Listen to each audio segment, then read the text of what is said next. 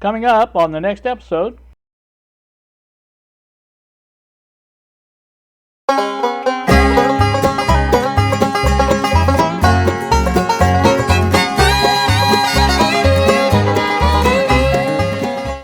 Good Sunday morning to you all, YouTube. It is 11:15 now in the AM. I am at the bench once more. I am, well, actually, I'm doing something else at the moment. I just happened to notice there was an update for the computer, and I'm playing. Go ahead, playing. Yeah, I'm playing with that. I'm updating that at this time. So, got that going now. Let's see. Back to what I was saying. Nothing here yet, but we're going to put something here. Now you see it. This is the first speaker I received for my experiments with the transformer mounting, 3D printed experiment, I guess is what you would say. This is the Workman SA400. I got this from eBay. I think I gave $7.95 shipped for it. So not too bad for a replacement speaker. Now it's not a great speaker. I mean, it's not what I would call a high fidelity type speaker, but it is very well set, or very well adequate, I guess I should say, for these old AM or AA5 radios that we work on. And if you need a replacement speaker, I think this is the one to go with. One of the ones, I should say. I do have two more coming. They're the Fillmore TS40, I believe is the number on them. Now those will be here tomorrow if UPS actually keeps their word this time. These are the ones that, I've really kind of been a little upset with UPS or the shipper or whoever, is responsible, I guess.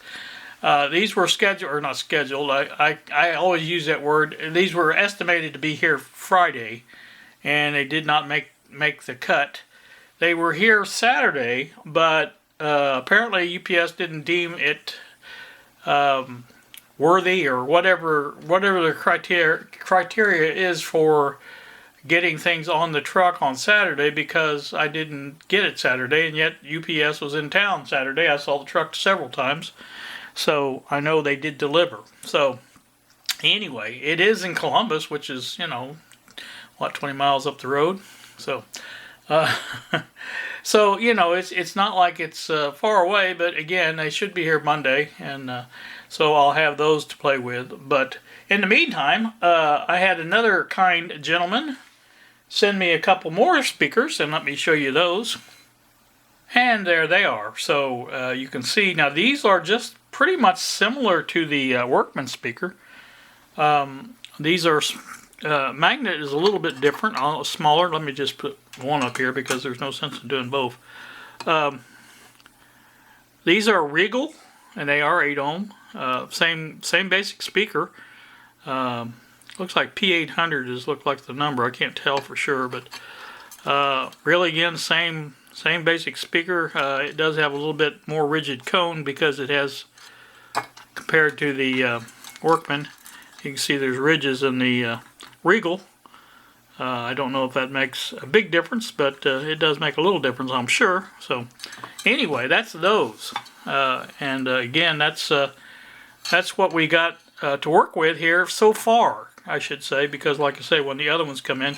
Now the other ones, the Fillmore speakers, have the largest magnets of the three, so they will be a little bit more difficult to work with. But at the same time, they're not that much larger, I don't believe. So let me put this over out of the way here. Let me show you what I've come up with on the design so far. Now I did this one first. Let me get that one in view here for you. Okay, there's a look at what I came up with on the bracket.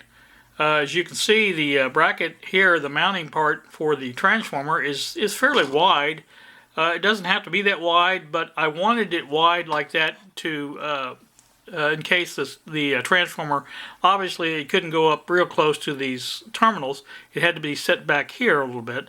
So that should allow enough space. If not, I can always make that bigger. But that should allow enough space, I do believe, to mount the transformer. Now, obviously, there's no mounts, holes or anything like that in there, and that's something I'll have to come up with. I don't have this even tightened up, but yet you do see the screw there. It can be tightened around the magnet. It will turn right now because it's not tight. But again, that's what I came up with, and that should work well, I think. And again, if need be, it can go out here even further, but I don't think the need is going to be any greater than that. I think, you know, once you put it there, I think it'll be okay. I don't have one to test it with. I wish I did, because if I did, then I could see, you know, basically where it's going to be sitting at. Let me see what I can find. Hang on a sec. Okay, what you can see there, this is not a output transformer, but it's similar to an output transformer in size anyway. This is an old power transformer from the Heathkit. I believe it was from a meter VTVM, I think. I had one go bad, so I think this is the one. Now, obviously, again, this would serve to give you an idea of where it mounts, or it's going to mount to, as far as where it would be. Obviously, it could go a little closer to this if I needed it to, because of the way the wires that are on an output transformer are a little bit more flexible than these for the. This is actually the primary side. But again, that would give you an idea. Again, serve to give you some idea of how it's laid out. Now, I made that just exactly the way you see it. Again, that can be changed as far as the width of the bracket.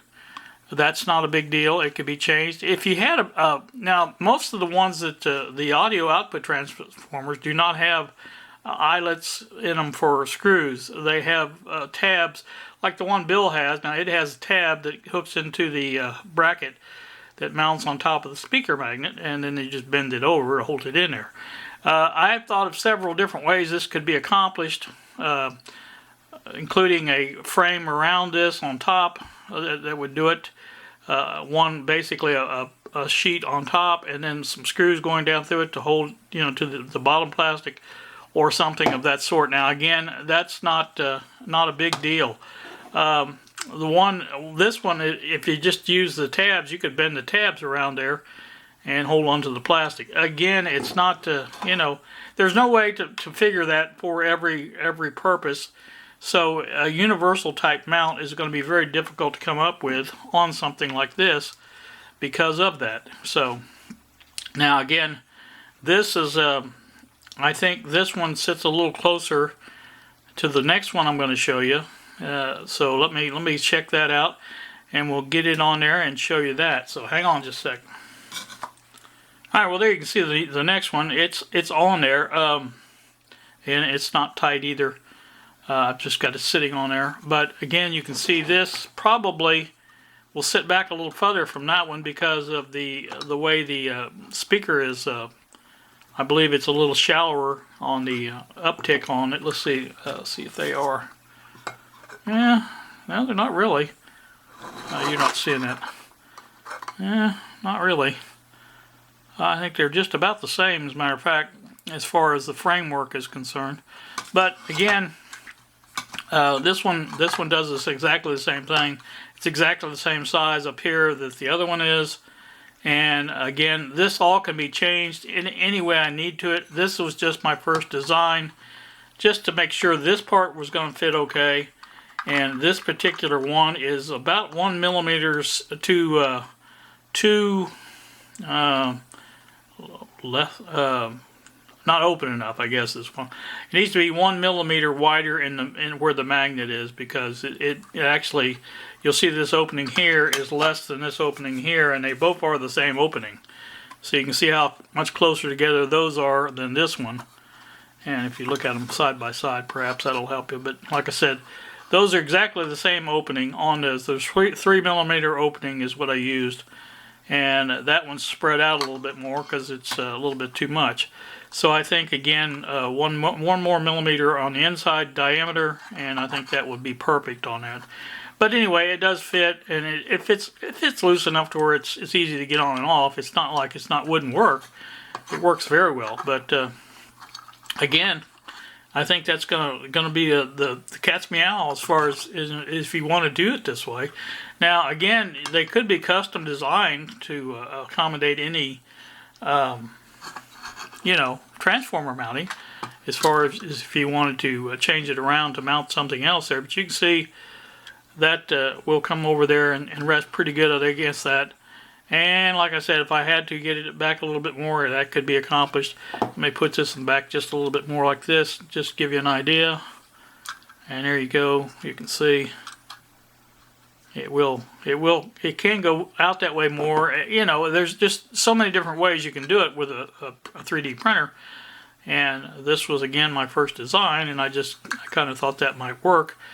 But again, it probably needs to be back a little bit more. If you guys look at the old-time speakers with a big square box around the magnet, those things are huge compared to this. I mean, it's and they're probably that thick, so they sit quite a bit ways back here like this, so they can afford to do that. But again, this would work, and like I said, it would not be bad. I mean, it could be made to work easy enough. So, but anyway, there's my start on this. And again, this is I don't know how far this project's going to go. I got to talking to Brendan about it, and he said, I don't know how much of a call there is going to be for something like this. I mean, there's probably several of the AA5 radios that use that type of mounting as far as putting it right on the speaker. But at the same time, how many of those, are going to be have a bad, something that can't be fixed on the speaker? In other words, I know Bill, he didn't think he could recone it, but most people wouldn't have a problem trying to recone a speaker like that. My idea for something like that would not be to completely recone it. If this area here was fine, I think I would just soon, take a cone and cut it down and paste it together there. And that would be my idea about doing that, but everybody's different. But again, like I say, not a big, huge job to do. It can be done, and like I said, so I don't really know how much call there would be for something like this. I just kind of, when I saw the Bill's dilemma on this, I thought, I bet you there's a plastic solution for it. I always try to think of plastic solutions for everything because of having the 3D printer, and plus I like to get in there and design this stuff. This is kind of fun to me, and so like I say, there you go. I'm still gonna do the other one when it comes in, the other Fillmore speaker, and like I said, I don't know that it will turn out much better, but again, it sits back. I believe it sits back a little bit. It's a larger speaker here, I think. I'm not really sure, but we'll see when we get it. And so that's that. And again, that's where I'm at on this project, and I thought I would share that with you. Not much else going on. I was talking to Bob. We need to get going on our little projects, and we both know that. But so far, we have been unable to do it. You guys know how that works. I've got all this stuff going here. I did get my Ziploc bags, and I got the Great Value brand zipper bags. 50 of these are the 7x7s. And then I got, I think 20 of these, the larger size, which are 10 by, well actually 11 by almost 10. So that should work. And those should come in handy for my projects. And I've got plenty more to put in there and get those going. My shelving project is on hold at the moment, and I'm going to show you that too. Let me see if I can light up the other camera and get on that, and I'll show you what's going on there. Alright, well there you can see where I'm at with my other project here, my shelving project. I do have these up like that. They are attached to the shelf itself. On the other end of the shelf, I only have one L bracket on the upright there on that end. And the other's just kind of hanging in the breeze. Like I say, it's I'm not putting anything on it really yet. So, what I decided now, if I come up on this next shelf above the storage cabinets there. That's not going to allow me much room to get in there to the storage cabinets. In other words, if there's something right there, like that one would be right there, that would not be very conducive to getting things out of those top shelves, or even the second row of shelves for that matter. So not really going to put anything in there. And as far as the bottom, I will put one there on the bottom of the cabinet there, that shelf there. But that's if I do it. I have just about talked myself out of this completely. I don't really care for this design because of really a lot of wasted space there, really. Because the time you have something in one of the shelves or the other shelf, you won't be able to put anything on the other one for quite a ways there. I don't know. You know, in other words, if I put something all the way to the end of that, like if that brown radio right there was all the way slid down all the way there, and I had a box in this way, I would have to take the box out to get the brown radio out. So, you know, while that can be done, obviously, but I'm just not sure I want to do it that way. What I'm really thinking about doing is coming off of these shelves and coming over to here and putting shelves in there. Now, I don't know what the difference would be, but I think they may be better suited for that purpose, and I think I wouldn't waste all my space over here. And plus, I would only need 3 shelves, it looks like, and so that could be done pretty easily. So I don't know. I'm considering that as well. It depends on the shelf size. If those shelves will fit in between this space, and I have a little bit of a space I can come out up to, but at the same time, I believe this is going to come out a little bit from here. It won't be even with this. It will be out this way a good bit. So, you know, that's going to determine some of it too. And at the same time, I could go ahead and get another board, a wider board, because these are not that wide. But I could get another board and just saw it down and make new, actually come over a good bit more with them if I wanted to. So, you know, I've got the possibilities here that I'm considering, and I want to get the best bang for my buck, as it were. And I think to do that, I need to think about it a little bit more. This, to me, is just not the most practical way to go. It will provide some extra storage, but by the time you leave out all the shelves of this area, that's really not going to be much. It's going to have 1, 2, 3, 4 shelves on it. And they're not even really, you know, on this bottom shelf here, you couldn't put anything in there. I mean, you could put something maybe here over so far, but then you have to leave access for your drawers. So again, that limits that. And, you know, just a lot of things that's not really making my decision, well, it's actually making my decision easier because I know it's not a good idea. So, like I said, that's what I'm looking at. I do have a lot of these radios here are all, except for one I think, have guts in them, so they are ready to be just left that way. And so that's that. Like I say, that's about it for that. Let me go over to the other bench and we'll finish this up. Alright, well, I think I'm about done with this one. As you can see outside, it is another rainy day. I was talking with Bob earlier. He said it looked like rain most of the week for us, which I don't pay a lot of attention to it. I told him, let it happen, Captain. It don't bother me. Like I say, I'm not out in it. Used to be out in it, but not anymore. So, like I say, that's pretty much it for this one. I'm going to wrap it up. Probably once the new speakers arrive tomorrow, I will get busy on that next bracket. I want to get those brackets designed, and then I can change it from there. The print time on those are less than an hour, so it's not really that big a deal to print one of those. I did have one that didn't quite make the cut, as you can see it right here. That one, I was doing some experimenting with the bed of the printer, trying to get the heat down. a little bit. It was at 50 degrees centigrade, and I wanted to try it at 40. Well, that was the result of that. That didn't work very well, so I didn't experiment. Actually, I went to 45, which is some less than 50, but it worked all right at 45, so we'll probably leave it there.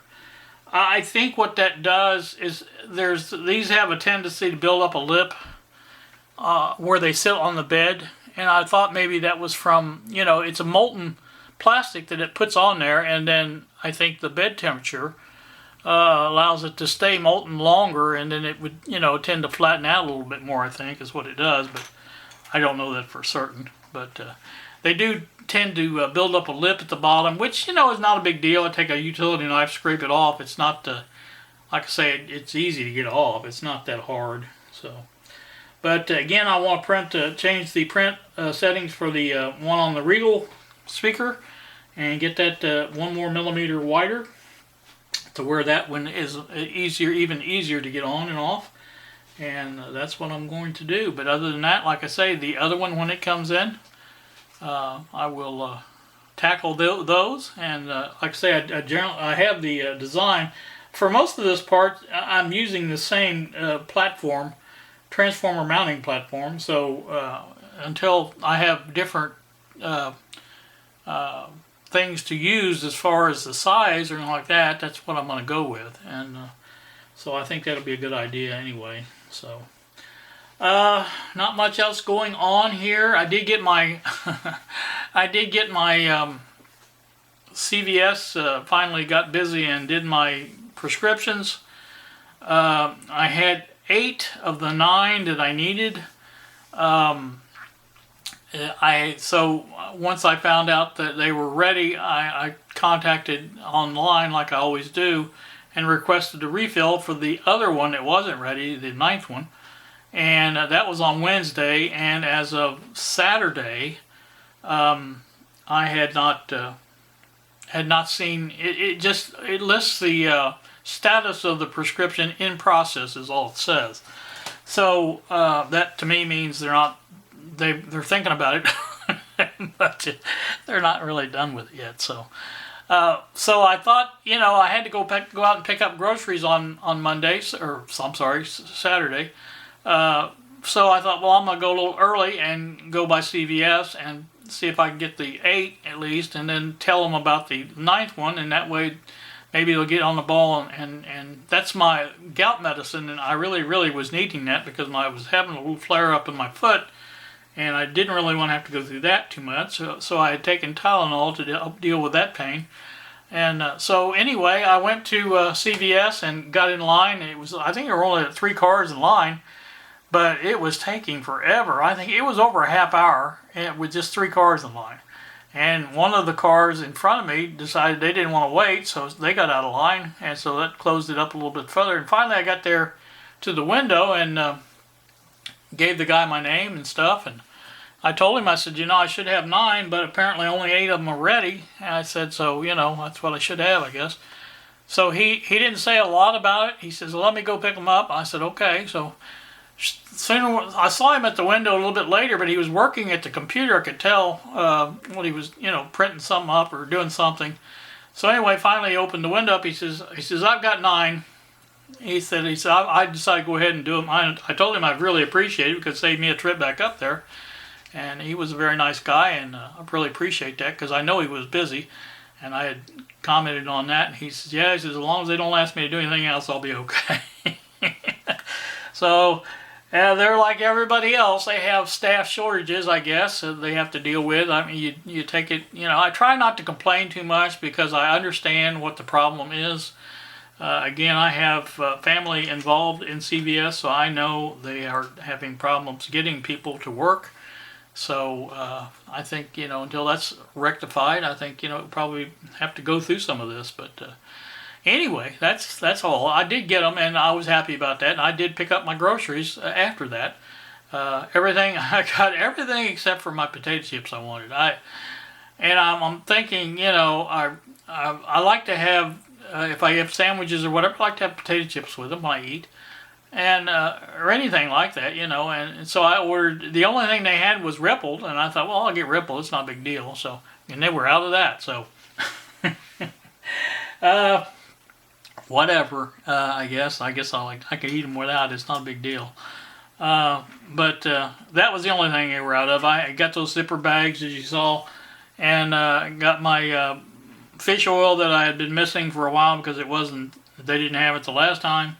So, you know, I got most of the stuff, which is always good, and there was only the one item, the potato chips, that wasn't there, so they were pretty quick. Now, they've got it messed up. I think I mentioned this before, Walmart has changed their, they don't use their grocery app anymore, they just use their general merchandise app that you can get on there, and you order groceries that way and do the same thing. But there's some things I don't like about it. They don't keep a running total number one on the side. You know, with the grocery app, you could see what your total was instantly, see what your items were.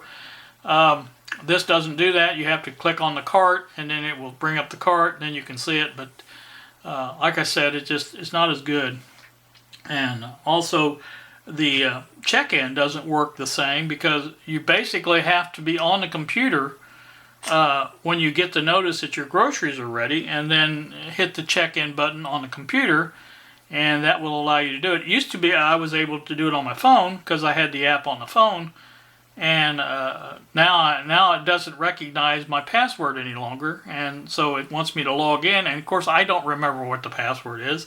On the computer, Google remembers them, you know what I'm saying, and stuff like that. So I don't know how to do that unless I just have to wait, you know, until I get the notice. I generally get the notice on my phone first that they're ready, and then I get the email because my email doesn't check every minute. It checks every 5 minutes. So, again, I guess I'll just wait. You know, if I wait an extra 5 minutes, it's not going to be a big deal, I guess, and go ahead and check in that way. And that way they know I'm coming, and it seems like that works out better because if they don't know you're coming, then somebody has to come and physically ask you, you know, are you whoever, whatever, and you know, and then they have to go in and get it ready, and you know, it doesn't really take that long. I think I was there 5 minutes, if that. So you know, I'm not complaining. It's just the fact that I really would rather check in first. That way they know I'm on my way and stuff.